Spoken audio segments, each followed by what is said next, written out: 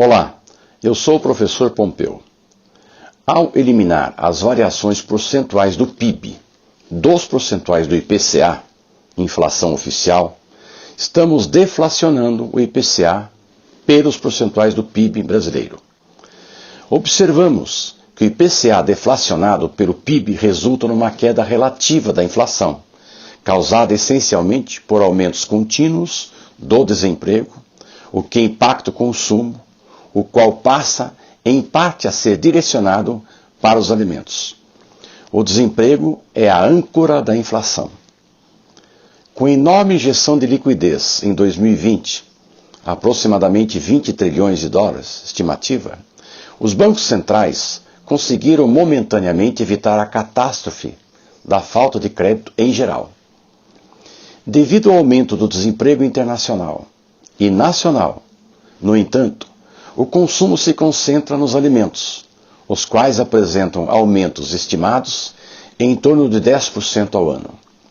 Essa inflação dos alimentos constitui um outro fator de aumento de despesas, ou seja, como as crises são cíclicas, nesses momentos surgem pressões de custos e os descontroles nos orçamentos familiares são claros e atingem a todos de forma desigual. No período 2009-2015, notamos um aumento relativo dos salários, corrigidos pelo INPC, contribuindo para um crescimento menor do endividamento das classes assalariadas. No entanto, a partir de 2015, há uma queda relativa dos salários, acentuando-se com o aumento do desemprego, quando a rotatividade da mão de obra passa a crescer, refletindo-se no consumo das classes assalariadas e no crescimento do endividamento do setor de serviços e do comércio em geral. Esses movimentos da economia devem ser observados para evitar o crescimento do endividamento. E isso pode ser feito quando você se debruça no seu orçamento familiar planejado. Como vimos, com o IGPM, o comportamento do INPC, que corrige salários, ocorre de maneira inversa. Ou seja, no período em que o IGPM sobe, o INPC apresenta quedas relativas, aumentando a diferença entre os dois e penalizando as classes assalariadas.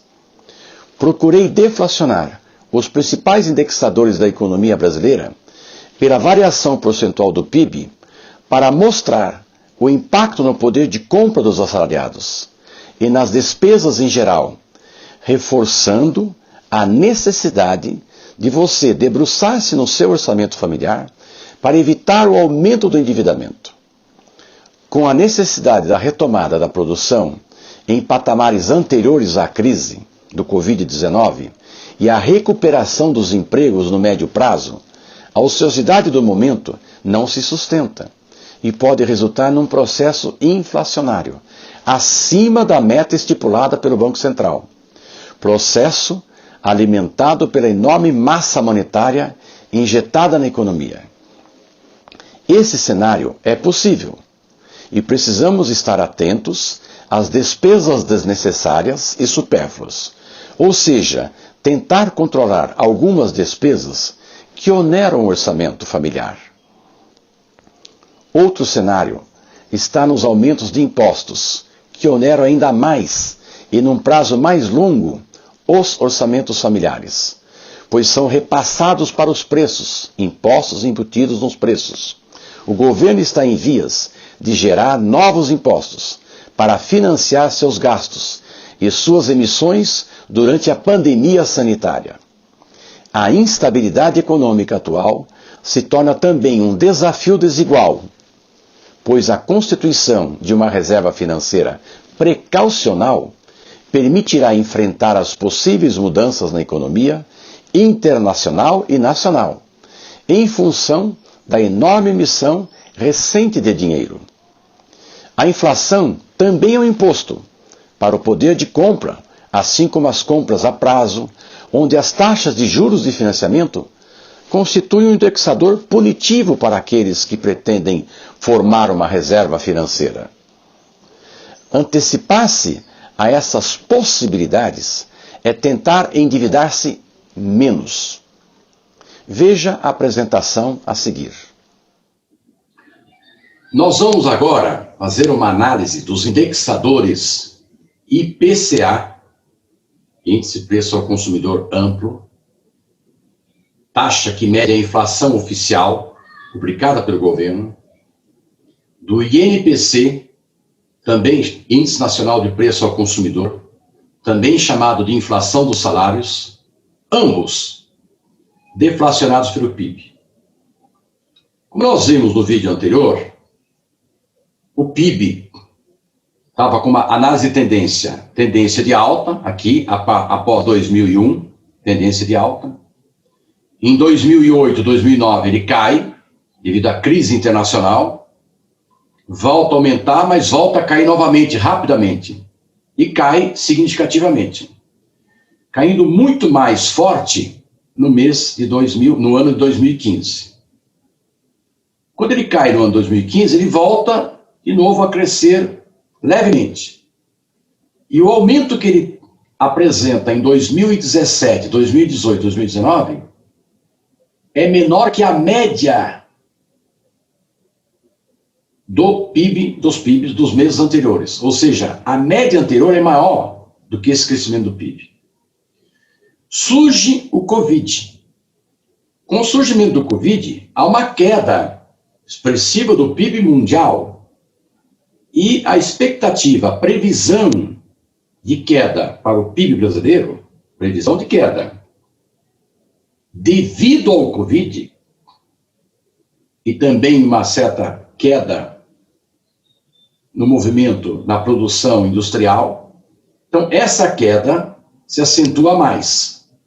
A previsão do governo é que a queda em 2020 vai ser de 5%. Nós vamos ver agora o que ocorre com o IPCA, deflacionado pelo PIB. Então, a inflação estava com tendência aqui, olha, de queda aqui, aumentou aqui, nesse patamar, olha a linha de tendência, e voltou a cair. É importante deixar bem claro que a inflação caiu no Brasil porque o desemprego aumentou. Na economia nós dizemos, o desemprego é a âncora da inflação. Então, o que derruba a inflação, na realidade, é o aumento do desemprego. Nós sabemos que com a taxa de juros, com a queda da taxa de juros, também houve um fator que contribuiu para a queda da inflação, mas é muito mais forte o fator desemprego do que a queda na taxa de juros. Ou seja, o desemprego aumentando, a inflação passa a cair, porque cai a demanda, cai o consumo, cai a inflação. Muito bem. Veja o IPCA deflacionado pelo PIB agora. Se o PIB em 2020 apresentar uma queda de 5%, aquela tendência de queda que você viu aqui para a inflação se reverte. Se reverte numa tendência de alta, de uma leve alta. Então, discute-se no mercado, se vem inflação, não vem inflação, que existe um fator que a ociosidade impede que a inflação aumente. Eu diria o contrário, que o que impede que a inflação aumente é o desemprego, que ainda está elevado e ainda está aumentando. Então, isso talvez constitua um fator que nessa curva de tendência pode amenizar um pouco este aumento da inflação. Mas haverá, inevitavelmente, um certo aumento da inflação, relativo. O que pode atenuar este movimento aqui, este aumento aqui, 7%, não, pode ser atenuado pelo aumento do desemprego. Como eu disse anteriormente, o desemprego é a âncora da inflação. O que derruba a inflação é o desemprego. Isso é econômico. Muito bem. Vejam agora o INPC deflacionado pelo PIB.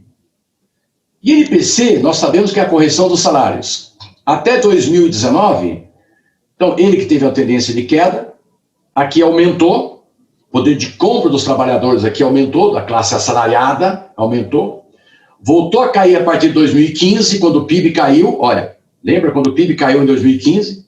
Cai, na realidade, INPC, o poder de compra dos trabalhadores, cai aqui também. O INPC começa a apresentar crescimentos menores, cai o INPC. cai a correção dos salários dos trabalhadores, aumenta o endividamento das classes assalariadas. Detalhe importante, a demanda por emprego é maior do que a oferta no momento atual, 2020. E com o aumento do desemprego, o salário médio cai, porque há uma concorrência muito forte entre os trabalhadores procurando emprego, aceita-se salários menores. Então, é um problema que existe na economia, ou seja, o salário médio cai, diminuindo o poder de compra dos assalariados. A instabilidade cambial, sem dizer que ao diminuir o poder de compra, muitos assalariados se endividam. A instabilidade cambial tem impactado o IGPM, que apresenta aumentos significativos, impactando o poder de compra, como nós vimos, de uma forma desigual, porque os salários são desiguais, como nós vimos no vídeo anterior. Isso constitui um motivo importante para debruçar-se no orçamento familiar, planejado, efetuando cortes de despesas e evitando o endividamento. Então, o momento é de muita cautela. Na realidade, nós estamos vivendo um momento de crise também, não só uma crise sanitária, a pandemia sanitária, não é uma crise apenas sanitária, mas sim uma crise econômica, não só brasileira, e sim mundial. E esta crise impacta salários, esta crise impacta poder de compra, e essa crise impacta essencialmente desemprego, aumento do desemprego. E há, na crise, uma rotatividade da mão de obra. Vou usar uma expressão que eu uso muito na universidade. Demite, contrata, demite, contrata, demite, contrata. Demite salários maiores, contrata salários menores. Isto ocorre por uma redução de custo das empresas, custo variável. Então, se há essa situação, o assalariado, na realidade, perde poder de compra. Com esse aumento do IGPM, significativo em função da instabilidade cambial, acentua-se esta perda. Mais um motivo forte para debruçar-se no orçamento e evitar o endividamento. Muito obrigado, te aguardo no próximo vídeo.